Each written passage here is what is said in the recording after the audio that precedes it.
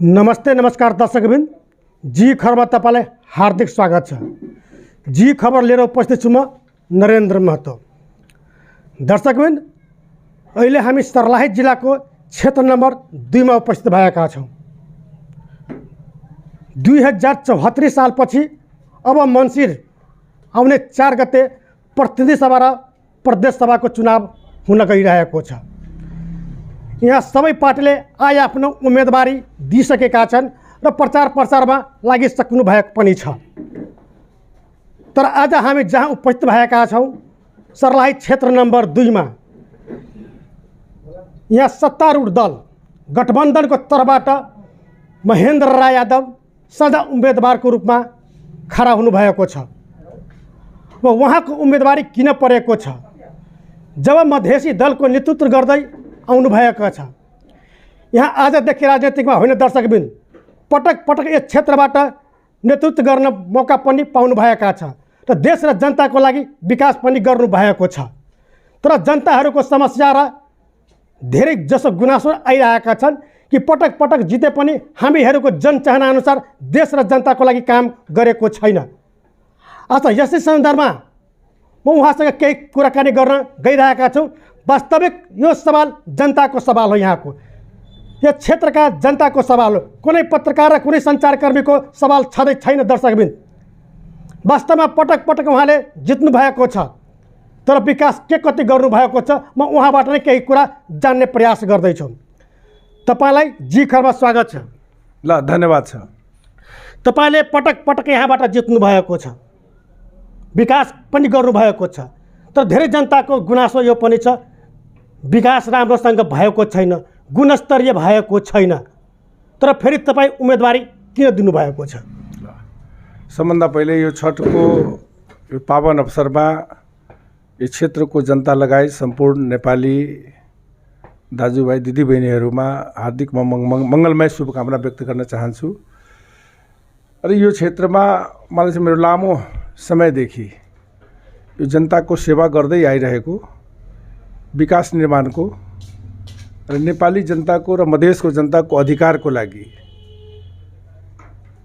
एमाले पार्टीबाट मैले संसदबाट राजीनामा दिएर मधेसी जनताको हक अधिकारको लागि पार्टी निर्माण गरेर पार्टी चलाएर विभिन्न मधेस आन्दोलनका शक्तिहरूलाई एक ठाउँमा ल्याएर हामीले जनता समाजवादी राष्ट्रिय जनता पार्टी बनायौँ। त्यसपछि जनता समाजवादी पार्टी निर्माणको लागि मेरो ठुलो भूमिका रह्यो। तर यो क्षेत्रको विकासकै कुरा हो र मेरो उम्मेदवारी किन हो भने मैले यत्रो लामो समय यो जनताको सेवा गरेको कारणले अहिले जनताको आशीर्वाद मलाई प्राप्त भएको छ। र यसपालि पनि मलाई लाग्छ कि यो चुनाव मेरो अन्तिम चुनाव हो।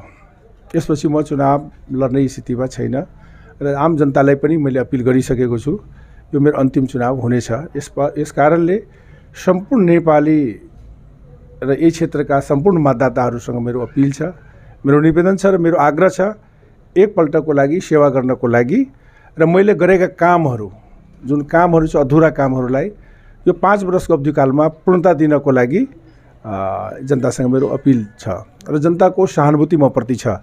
त्यत्रो सहानुभूति नभएको भए यत्रो लामो समयसम्म जनताले मलाई सेवा गर्ने सेवकको रूपमा मलाई अवसर दिनुभयो, यो जनताको ठुलो योगदान रहेको छ।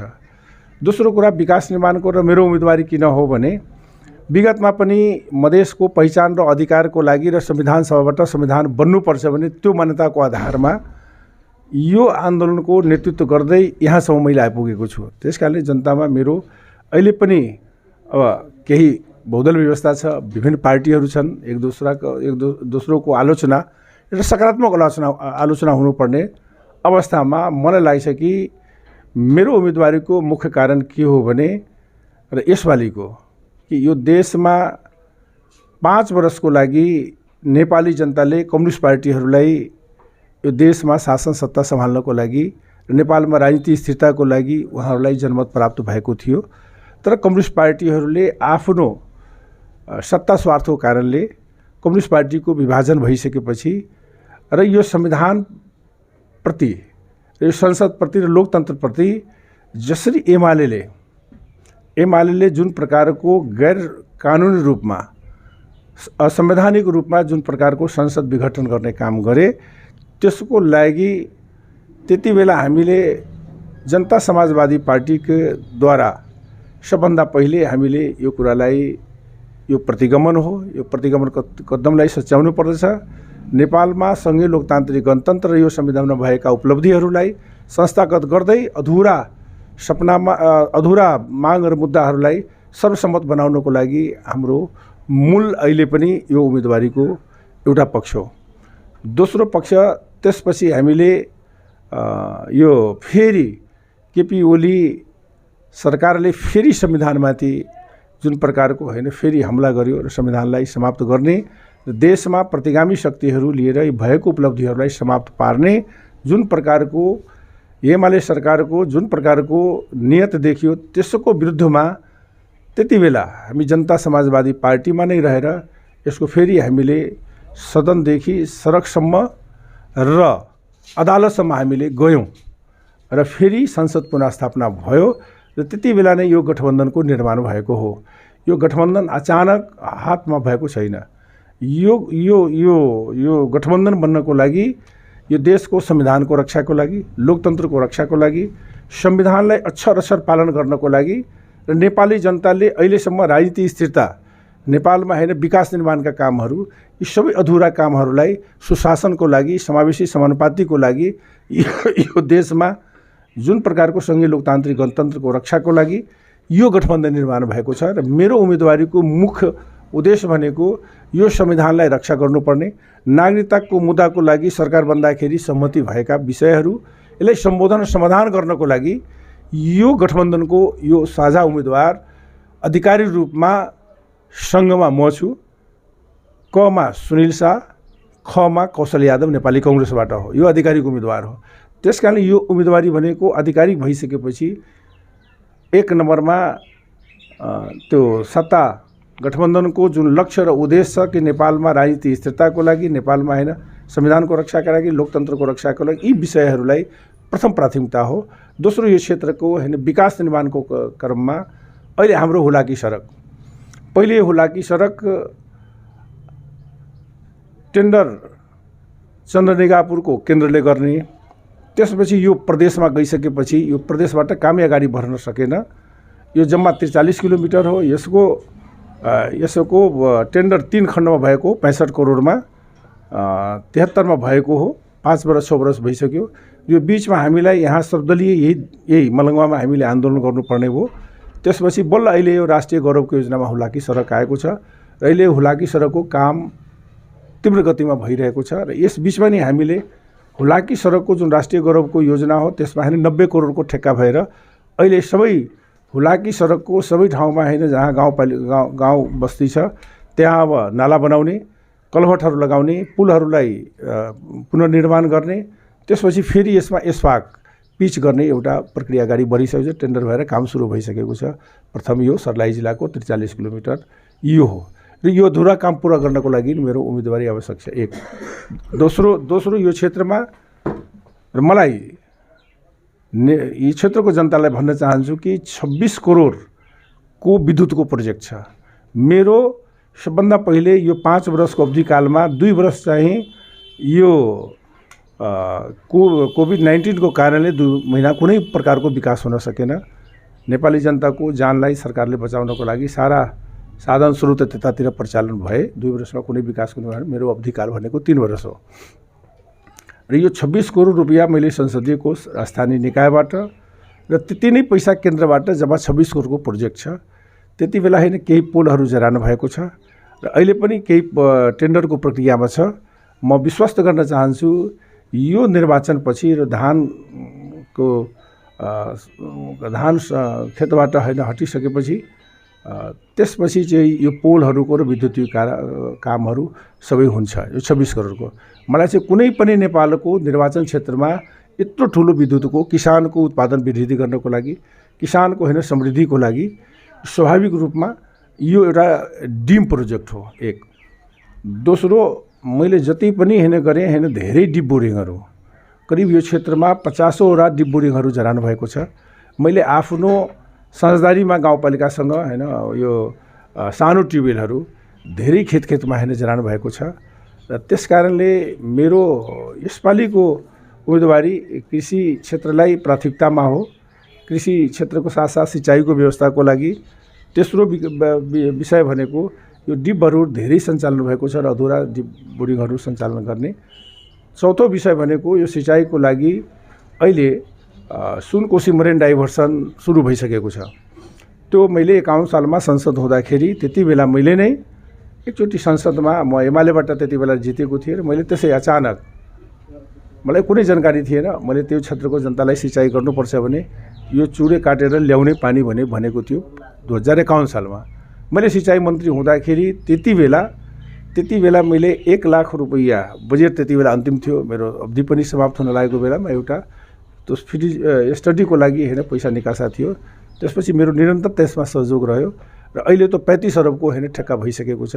र यसमा बारा, पर्सा, रौतहट, सर्लाही, महोत्तरीको केही भूभाग यति चाहिँ त्यो सुनकोशी मरेन डाइभर्सनबाट यो काम सम्पन्न हुन्छ। त्यसकारणले यो 4-5 जिल्लामा जति पनि सिँचाइका कार्यक्रमहरू थिए, सिँचाइका होइन सेक्टरका प्रोग्रामहरू सबै स्थगित भएको छ। अहिले टेन्डर भएर 13 किलोमिटरमा अहिले सुरङ खन्ने काम भइसकेको छ। अहिले 2 वर्षको लागि यो सर्वे खटिसकेको छ, टेन्डर भइसकेको छ। यो अवस्थामा यो टेन्डर हुनसाथ 3-4 वर्षको भित्रमा यो 4-5 जिल्लामा हरिक्रान्ति हुन्छ र किसानलाई म विश्वस्त गर्न चाहन्छु यो 5 वर्षको अवधिमा यो काम सम्पन्न हुन्छ। एउटा मेरो त्यो हो, त्यस कारणले उम्मेदवारी हो। तेस्रो उम्मेदवारी भनेको सबभन्दा शिक्षा र स्वास्थ्य हो।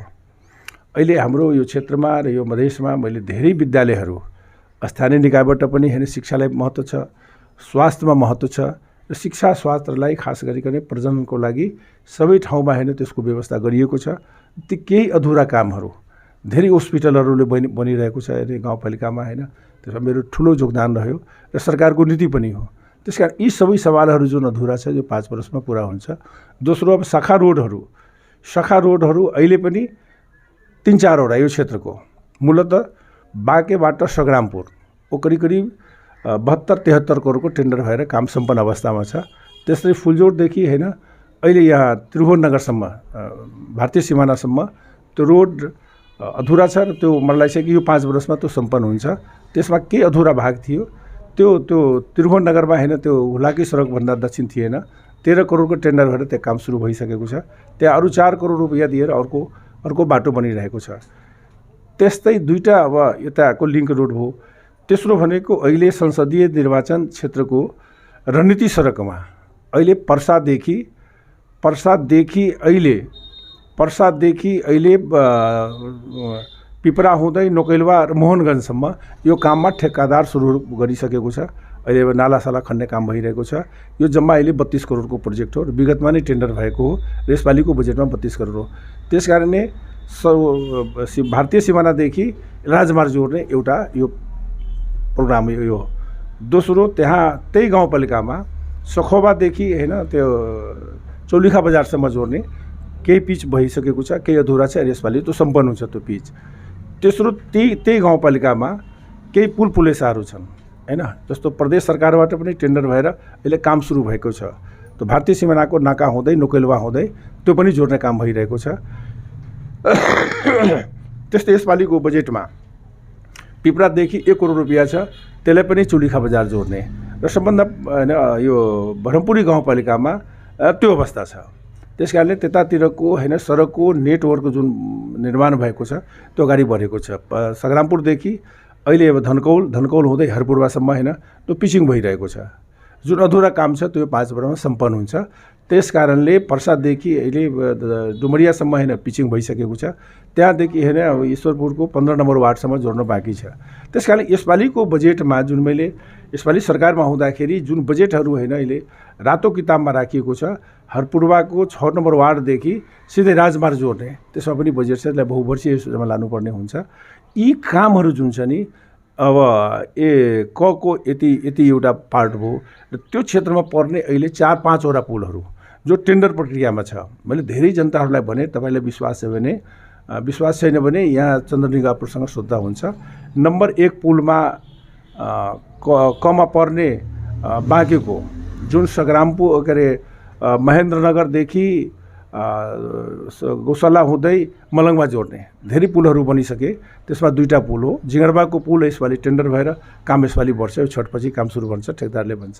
दोस्रो एउटा बाँकेमा, त्यो टेन्डर प्रक्रिया मेरै गाउँको हो, बसतपुरको, त्यो पनि माघ फागुनदेखि त्यो सुरु हुन्छ, टेन्डर हुन्छ। लामो समय लाग्छ पुलमा, ठुल्ठुलो पुलहरू छन्। त्यस कारणले यतातिर यो अवस्था 2टा देखिएको छ। यो यतातिर ब्रह्मपुरी गाउँपालिकामा 4वटा पुल छ। पिपराको पुल, दोस्रो यो नाकाको पुल, ब्रह्मपुरी गाउँपालिका वा 2 नम्बर र 5 नम्बरको पुल, त्यस्तै यो त्रिभुवनगरको होइन एउटा कठीमा होइन पुल। यी 4-5वटा पुलको अस्ति भर्खरै यहाँ सर्वे गरेर होइन अब त्यो प्राविधिकहरू गएको छ। मलाई यो 5 वर्षमा यी 5वटा जुन गाउँपालिकाको पुल हो यो सम्पन्न हुन्छ। एकातिर त्यो अवस्था छ बाटोघाटोको, सिँचाइको भयो। यतातिर अब 3-4वटा पुलहरू छन्। 3-4वटा पुलमा यो सलमपुरको पुलको त्यही माघदेखि फागुनसम्म यो टेन्डर प्रक्रियामा जान्छ, अन्तिम चरणमा छ। त त्यस कारणले यो क्षेत्रको जहाँ जहाँ पुल छ त्यहाँको आम नागरिकलाई भन्न चाहन्छु, जनकपुर के अरे चपुर डिभिजनमा होइन सम्पर्क गर्दाखेरि त्यहाँको डीले सबै कुरा बताइदिनुहुन्छ। ठिक छ, तपाईँले धेरै तपाईँको जो योजनाहरू छ धेरै राम्रो योजना छ, यहाँको जनताले तपाईँले बताइसक्नु भएको छ। तर तपाईँहरूमाथि एउटा ठुलो आरोप के लाग्छ तपाईँको, तपाईँ सत्ताहरूको लागि राजनीति गर्नुहुन्छ। जुन बेला तपाईँको मधेस आन्दोलन थियो, यहाँ मधेसीको जुन मुद्दा थियो त्यो मुद्दा अहिलेसम्म तपाईँको बेचाराधीन छ। 2 चोटि तपाईँको प्रतिनिधि सभाबाट पास गरेर गए पनि राष्ट्र सभाले अथवा राष्ट्रिय अध्यक्ष जुन हुन्छ विद्यादेवी भण्डारीजी, उहाँबाट अस्वीकृति भयो। तर तपाईँहरू महाअभियोग पनि लगाउन सक्नु भएन, किन? होइन, यसमा अब यो गठबन्धनको सरकार बन्दाखेरि नीति कार्यक्रममा नै हाम्रो केही मूलभूत मुद्दाहरू होइन, जस्तो यो नागरिकताको विषय थियो होइन, त्यस्तै मधेस आन्दोलनमा राजबन्दीहरू रिहाई गर्ने, माननीय रेशम चौधरीलाई रिहाई गर्ने होइन, विभिन्न सशस्त्र आन्दोलनमा लागेका सरकारले गरेका सम्झौताहरूको विषयमा यो सबै मुद्दा हामीले त्यो नीति कार्यक्रममा राखेकै हो। र यसै विषयमा हामीले सुशासनको अनुभूतिको लागि र विकास निर्माणको लागि प्याकेजमा नै एउटा साझा सहमति बनेको हो। त्यसमा मुख्य मुद्दा भनेको नेपाली नागरिकता जुन छ त्यो संविधानमा लेखिएको हो, 2073-3 लेखिएको हो। नेपालको होइन 3 गतेसम्म जन्म भएको सबै नेपालको वंशजको नागरिकता हुन्छ। र यो देशमा 4 वर्षसम्म 3.5 वर्षसम्म एमालेको सरकार रह्यो, उसले कहिले पनि नागरिकताको मुद्दालाई एड्रेस गरेन, आएको प्रतिवेदनलाई कहिले पनि सार्वजनिक गरेन। हामीले बारम्बार होइन संसद अवरोध गऱ्यौँ तर गर्न सकेन। र बिचमा हामीले एमालेको सरकारलाई समर्थन गरेका थियौँ। त्यति बेला होइन अब त्यो समाजवादी पार्टीले होइन सरकारमै दुबुन्दा सम्झौता गरेर गए। त्यसपछि उहाँहरूले 18 महिना बस्नुभयो र हामीले 1 वर्षपछि चाहिँ आफ्नो समर्थन वापस लियौँ। र यी मुद्दाहरू एमाले गर्न सकेन भने त्यसपछि यो गठबन्धन हुँदाखेरि नागरिकताको मुद्दा हाम्रो प्राथमिकतामा रह्यो र हामीले संसदबाट र राष्ट्रिय सभाबाट हामीले यसलाई पास गरेर राष्ट्रपति कहाँ पठायौँ र राष्ट्रपतिले 15 दिनको समय पछि चाहिँ उहाँले फिर्ता गर्नुभयो। फेरि संसदबाट स्वतः हुनुपर्ने नागरिकता राष्ट्रपतिले गर्नुपर्ने र राष्ट्रपतिले यो कदम मतलब संविधानको रक्षा गर्नुपर्ने राष्ट्रपति, यो राष्ट्रपतिले असंवैधानिक काम गर्नुभयो। र यसरी नेपाली जनता जो सदियोंदेखि करिब 25 वर्षदेखि युवा युवतीहरूको नागरिकता प्राप्त भएको छैन, जुन एमालेले पास गरेको थियो त्यही विधि र त्यही नीति हामीले पास गऱ्यौँ र त्यसलाई पनि होइन यो राष्ट्रपतिले गर्न सकेन। र हामीले त्यो महाअभियोग किन लगाएनौँ भने एक त निर्वाचन समयमा छ, स्थानीय चुनाव हामीले गऱ्यौँ र यिनीहरू प्रतिगामी सोचको हिसाबले यो गठबन्धनको सरकारले आन्दोलन गरोस् र चुनाव चाहिँ मङ्सिरमा नहोस्, देशमा राजनीतिक अस्थिरता हुन्थ्यो। त्यसकारणले हामीले यो मुद्दालाई यथावत राख्यौँ र यो गठबन्धनको सरकार बन्छ। त्यसपछि सबभन्दा पहिले काम हाम्रो नागरिकताको समस्यालाई हल गर्ने र नेपालको भन्दा पनि विश्वमा कुनै पनि देशमा गैर नागरिक छैन। अन्य देशमा जन्म लिँदाखेरि नागरिकता पाउँछ, 20 वर्ष 25 वर्षदेखि होइन जन्मसिद्धको होइन छोराछोरीलाई नागरिकता दिनुपर्ने। एमालेको कारणले यो देशमा विगतमा पनि यो गठबन्धनमा रहेका पार्टीहरू होइन संविधान संशोधन गर्दा पनि सबैले मत हाले, एमालेको कारणले संविधान संशोधन हुनु छैन। यसपालि पनि एमालेकै कारणले यो नागरिकताको जुन प्रतिगामी सोचको हिसाबले यो देशमा समयमा निर्वाचन नहोस् त्यो दृष्टिकोणले मनसायले राष्ट्रपतिले यो कदम चालेको हो।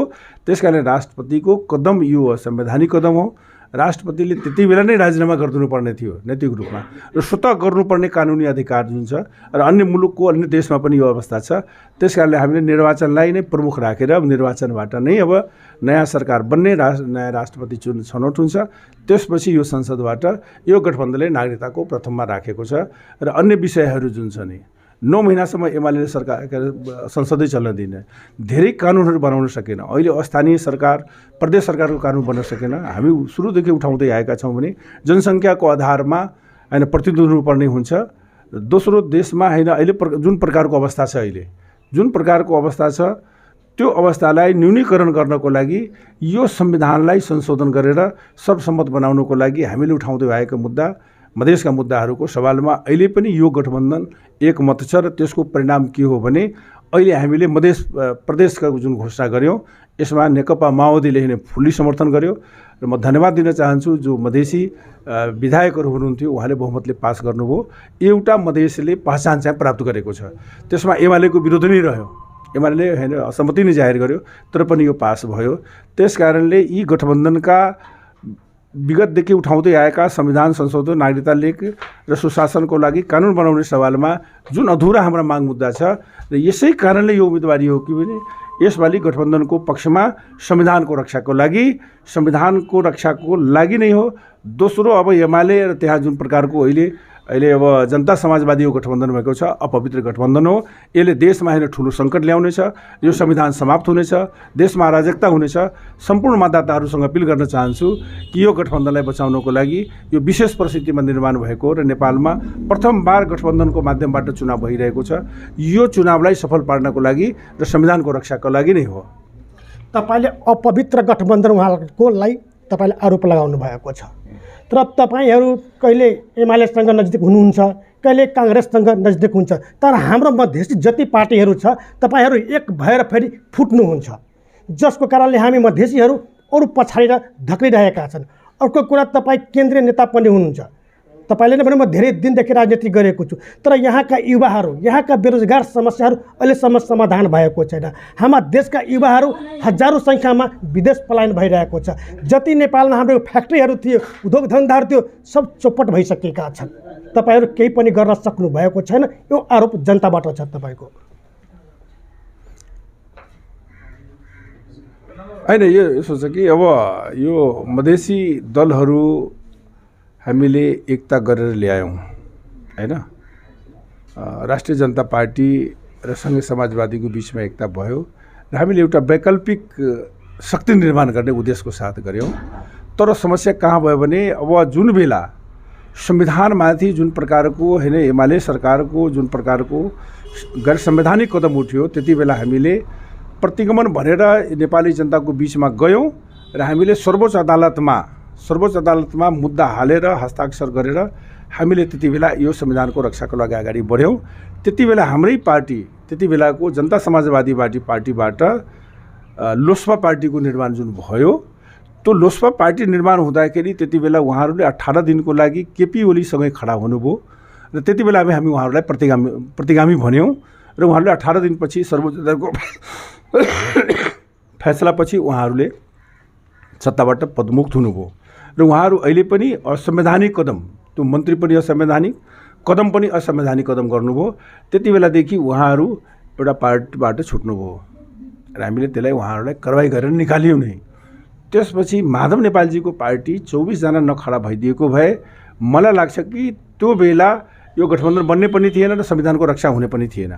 ठुलो योगदान उहाँहरूको छ। त्यसकारणले यो गठबन्धन विशेष परिस्थितिमा देशलाई निकास दिनको लागि र संविधानलाई रक्षा गर्नको लागि निर्माण भयो।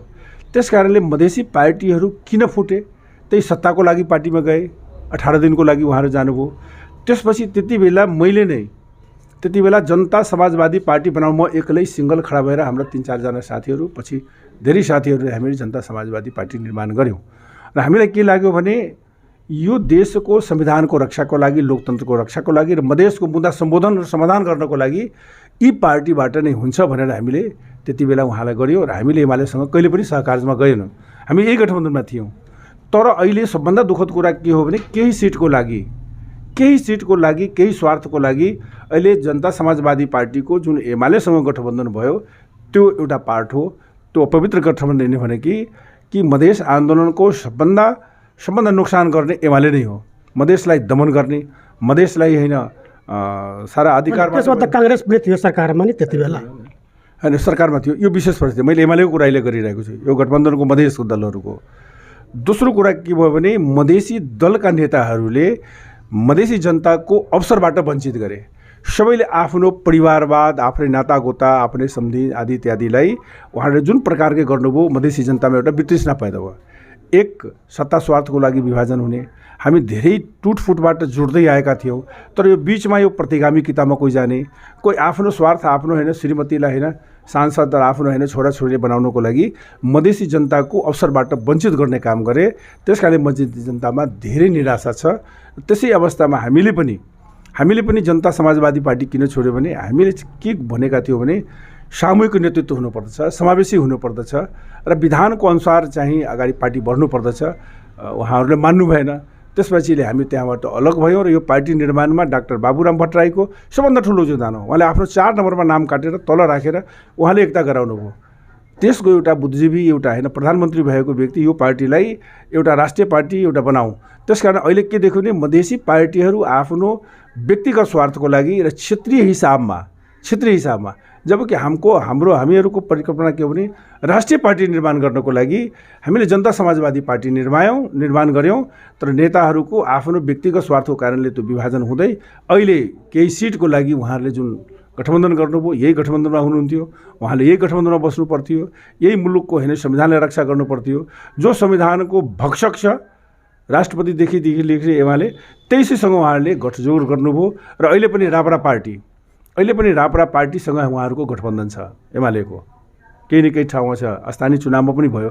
त्यसकारणले अहिले ती शक्तिहरू प्रतिगामिता जसले यो भन्छ कि यो संविधान बनाउँदाखेरि, यो संविधान निर्माण हुँदा पनि के थियो भने केपी ओलीको भनाइ के थियो भने यो बैलगाडामा चढेर त्यो अमेरिका पुग्न सक्दैन, भन्दाखेरि यो देशमा गणतन्त्र आउन सक्दैन भनेर उहाँको त्यो संहिता लोकतन्त्रको विरोधी नै हो।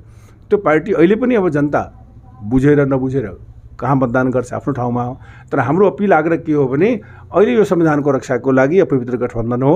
भोलि यो देशको धर्मनिरपेक्षता समाप्त हुन्छ, भोलि यो समानुपाती समावेशी समाप्त हुन्छ। अहिले कमसेकम जुन प्रकारको अहिले प्रणाली छ, यो प्रणालीलाई हामीले यसलाई चाहिँ बचाइराख्नुपर्छ। यो धेरै त्याग बलिदानबाट यो संविधान बनेको छ। यो संविधानमा धेरै उपलब्धि छ, त्यसलाई रक्षा गर्दै संविधानलाई अगाडि बढाउने नै हो। त्यसकारणले यो मधेसी दलहरूको मुद्दा यथावत रहन्छ र मलाई चाहिँ कि अब यो चुनावपछि मधेसी दलहरूको अवस्था धेरै कमजोर अवस्थामा छ। मधेसी नेताहरूको कारणले जनताको म दोष दिन सक्दिनँ। जनताले त बलिदान दिए, शहीद भए, होइन यत्रो होइन ठुलो आन्दोलन गरे। ठिक छ, तपाईँले जुन कुरा अहिले भन्नुभयो मधेसी दल धेरै कमजोर छ। यदि सत्तामा गएन मधेसी पार्टी गएन, नेता गएन भने त्यो संहिता त खारिज पनि हुन सक्छ नि। होइन, नेता भन्दा पनि जनताले संहिता ल्याएको हो। जसले बलिदान गरे, जसले अपाङ्ग भए, जसले अहिले जेलमा छ, उहाँहरूको ठुलो योगदान छ। नेताले त नेतृत्व गरे, तर नेताहरूले नीति प्रधान हुन्छ, नैतिकता सबभन्दा ठुलो कुरा हो। जनताले त तपाईँहरूले पठाइदिनु भएको छ केन्द्रमा नि। अब तपाईँहरू आफैमा डिभाइड भएर जनताको पिर मर्का, तपाईँहरू एक चिज मलाई पनि बोल्न दिनुहोस्, तपाईँको जनताको पिर मर्का पनि नबुझेर आफ्नो स्वार्थको लागि पार्टी खोल्नु भएको छ जस्तो लागिरहेको छ नि त। अब तपाईँमा 2 जना, उसमा 2 जना, उसमा 2 जना, हाम्रो मधेसी दल त कति डिभाइड भइसकेका छ नि। अब त्यहाँ जितेर गएन भने यदि केपी ओलीको सरकार बन्छ अथवा काङ्ग्रेसको सरकार बन्छ, उनीहरू त संहिता विरोधी हो नि। होइन, अब संहिता विरोधी शक्तिसँग मिल्नु भनेको यो देशको लागि दुर्भाग्य हो। हामी अहिले पनि संहिताको र यो गठबन्धन संहिताप्रति प्रतिबद्ध छ। अहिले पनि यो प्रतिबद्ध छ र यो लोकतन्त्रप्रति प्रतिबद्ध छ, यो संविधानप्रति प्रतिबद्ध छ। हामी मधेसी दलहरूको अवस्था कस्तो छ भने यति नाजुक भयो, हामी स्वाभाविक रूपमा होइन भाइ फुटे गमार लुटे, हामी विभाजित भयौँ, जनता पनि विभाजित भयो। अब यो देशमा कुनै पनि मधेसवादी दल राष्ट्रिय पार्टी हुने अवस्था छैन, होइन। जस्तो हामी अब राष्ट्रिय पार्टी हुने अवस्था छैन, लोसपाको पनि त्यो अवस्था छैन, त्यो जनता समाजवादी पनि हुने अवस्था छैन। जब राष्ट्रिय पार्टी भएन भने त मधेसको आन्दोलन त्यसै पनि कमजोर हुन्। नेता हार्छ जित्छ त्यो जनताले गर्ने हो। पहिले पनि होइन, नेताहरूको छोरा बेटा बेटीलाई सबै जनताले परास्त गरे र यसपालि जसले जति होइन गलत गरेको छ त्यसले जनताले न्यायाधीश हो, उसले चाहिँ सजाय गर्छ, होइन। त्यसकारणले हाम्रो पार्टी जुन हामी निर्माण गऱ्यौँ र अहिले हामीले नेकपा माओवादीको चुनाव चिन्ह किन प्रयोग गर्यो भने योभन्दा पहिले हामीले समाजवादी केन्द्र बनाउने कुरा उठेको थियो, तर हामीले यो निर्वाचनसम्म चाहिँ पर्ख्यौँ निर्वाचनलाई उपयोग गर्दै हामीले धेरै सिट 2 सिटमा हामीले लडिरहेका छौँ।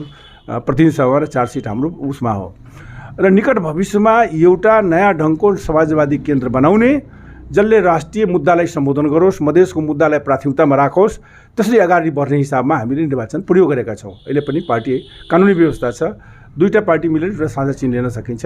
तेस्रो कुरा कि अब हामीले समानुपातिको लागि हामीले छुट्टै लड्दाखेरि समानुपातिक मतको हाम्रो खेर जाने अवस्था थियो।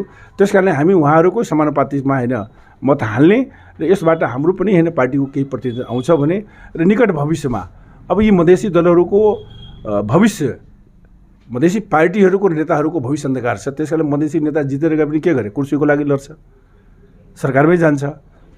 विगतमा पनि हामी सरकारमा गयौँ। त्यसकारण के हो भने कुनै पनि पार्टीको सदन, सरकार, सडक 3टै आधार हुन्छ र मधेसी दलहरू यही नीतिको आधारमा सरकारमा गएकै हो होइन, सबैजना गए। तर बेला थिए कि थिएन, संविधानमाथि हमला भइसकेपछि यत्रो मधेसी आन्दोलन यी लोसपा पार्टी किन जानु पर्यो? उहाँहरूको कारणले मधेसमा निराशा छाएको छ। मधेसी जनताहरू यसमा आएर धेरै चिन्तित हुनुहुन्छ हामीसँग कुरा हुँदाखेरि। तर पनि हामी के विश्वास दिलाउन चाहन्छौँ भने हामी जे समाजवादी केन्द्र बनाउँदा पनि मधेसको मुद्दा छोड्न सकिँदैन। यो मेरो 5 वर्षको अवधिकाल हो। यो मुद्दालाई, विगतका मुद्दालाई उठाउनको लागि पनि यो सबै एड्रेस गरिन्छ र अगाडि बढिन्छ। त्यसकारणले मधेसी दलहरूको म त भविष्य राम्रो देखिरहेको छैन। अब चुनावपछि मैले अघि भने नि 4वटा पार्टीको, माधव नेपालजीको, वामदेवजीको, हाम्रो पार्टी र नेकपा माओवादी बिचमा एउटा समाजवादी केन्द्र बनाउने, समाजवादी व्यवस्था ल्याउनको लागि एउटा सबल शक्ति बनाएर देशका अधुरा मुद्दा मागहरूलाई, पहिचान र अधिकारका मुद्दा मागहरूलाई, जनसङ्ख्याका आधारमा प्रतिनिधित्वको लागि, यो देशमा होइन राष्ट्रपति प्रणालीको लागि, निर्वाचन प्रणालीमा आमूल परिवर्तन गर्नको लागि, पूर्ण समानुपातिक निर्वाचन। अहिले निर्वाचन धेरै महँगो भइसकेको छ, धेरै विकृतिहरू आएको छ।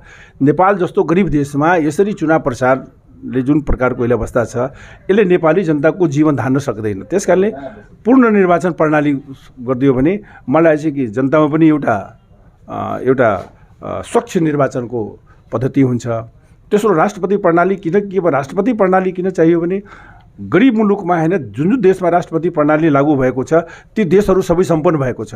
अहिले जति पनि होइन गठबन्धन बनोस् या बहुमतको सरकार यो देशमा कहिले पनि चल्न सकेन। नेपालको राजनीति स्थिरताको लागि राष्ट्रपति प्रणाली प्रत्यक्ष जनताबाट होइन चुनाव भएर गएको 5 वर्ष सरकार चल्छ। त्यो सरकार त कसैले हलाउन सक्दैन। त्यसकारण यी 2टै प्रणालीको परिवर्तनको लागि पनि समाजवादी केन्द्र निर्माण गर्न आवश्यक हो र हामीले यो मुद्दा अहिले पनि चुनावमा लिएर गइरहेको छौँ। हाम्रो घोषणापत्रमै सबै माग मुद्दाहरू छन्। त्यसकारणले हाम्रो पार्टीले निकालेका होइन घोषणापत्रकै आधार पर नै जनताले मतदान गर्नुपर्छ। हामी चाहन्छौँ देशमै सम्पन्नता होस्, समृद्धि होस्, शान्ति होस्, सुशासन होस्। यी सबै संविधानका होइन मागहरू र मुद्दाहरूलाई सम्बोधन गर्नको लागि अगाडि बढ्नको लागि हो। त्यसकारणले अब राष्ट्रिय पार्टीबाटै नै मुद्दा हल गर्ने हो। हाम्रो कहाँ आसमानमा हामी थियौँ, अहिले सबै तल झरेर भुइँमा आइसक्यौँ। त्यसकारण हामीले उठ्न धेरै समय लाग्न सक्छ। यसको गल्ती कसलाई दिनुहुन्छ? यसको आरोप को हो? अब तपाईँहरूको पनि गल्ती छ कि खालि के अरे उपेन्द्र यादवको मात्र गल्ती छ कि मोहन ठाकुरको मात्र गल्ती छ? कसको गल्ती देख्नु भएको छ तपाईँ? गल्ती मैले समग्र मधेसको मुद्दामा नेतृत्व गर्ने होइन, सबै कोही बेसी होला कोही कम होला, सबै हामी जिम्मेवार छौँ। हामी दुखित पनि छौँ होइन।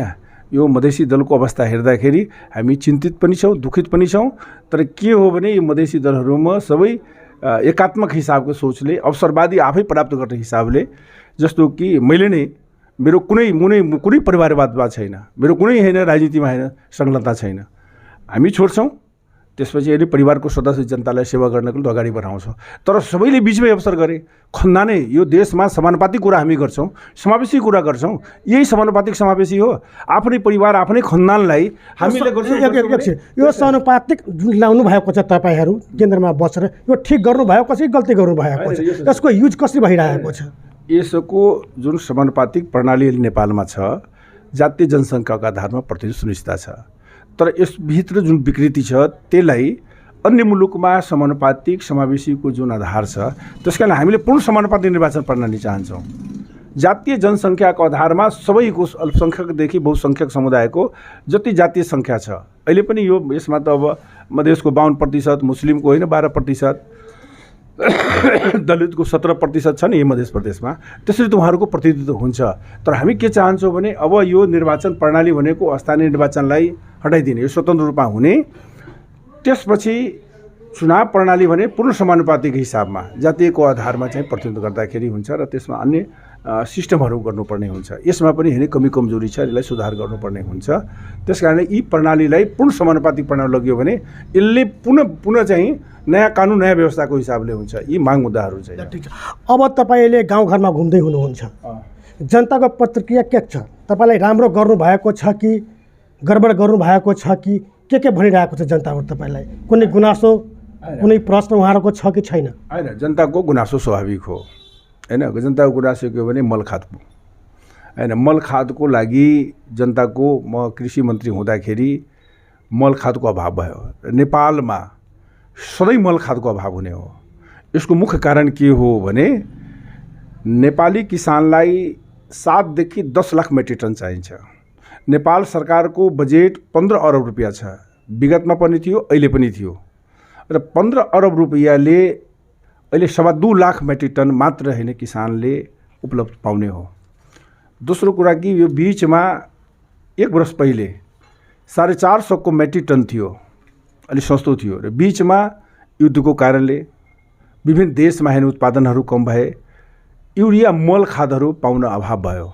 जुन ठेकदारहरू 2 लाख मेट्रिक टन लिएको थियो त्यो ठेकदारहरू 450बाट सिधै 1100, 1000, 900सम्म पुग्यो। ठेकदारहरूले मलै ल्याउन सकेन र अहिले ती मुद्दाहरू यथावत नै छन्।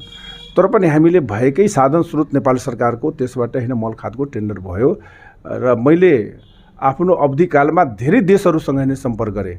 कुनै देशले मल खाद दिन पत्रचार गर्यो, कुनै देशले दिन सकेन। भारत सरकारसँग 2 लाख मेट्रिक टनको हामीले प्रयास गर्यौँ, एमयू पनि भयो, दिने अवस्था थियो। मैले सरकारबाट हटेँ। त्यसकारणले म के भन्न चाहन्छु किसान दाजुभाइहरूलाई कि अहिले 1 किलो खाद किन्नको लागि आजको डेटमा करिब 80 रुपियाँ पर्छ केजीमा। सरकार किसानले पाउने हो 15 रुपियाँ केजी। 15 रुपियाँ केजी किसानले मात्र लाग्छ। 815 रुपियाँ उसको सरकारको रेट हो।